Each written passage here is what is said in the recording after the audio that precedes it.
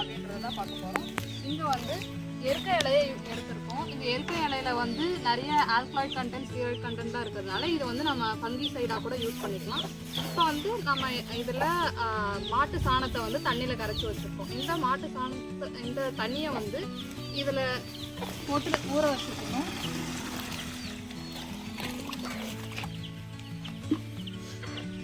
இதை ஒரு வாரத்துக்கு ஊற வச்சோம்னா நல்லா ஃபெர்மெண்ட் ஆகிடும். இந்த கேலோட்ரோபிஸ் லீஃப் எக்ஸ்ட்ராக்டை வந்து நம்ம சூடோமோனாஸ் ஃப்ளோரசன்ஸ்க்கு ரீப்ளேஸ்மெண்ட்டாக யூஸ் பண்ணிக்கலாம். சூடோமோனாஸ் ஃப்ளோரசன்ஸை வந்து நம்ம ஃபங்கிசைடாக யூஸ் பண்ணுவோம், பூஞ்சானுக்கு அகைன்ஸ்டாக யூஸ் பண்ணுவோம். அதுக்கு வந்து நம்ம இந்த கேலோட்ரோபிஸ் லீஃப் எக்ஸ்ட்ராக்ட் எருக்கன் இலையை வந்து யூஸ் பண்ணிக்கலாம்.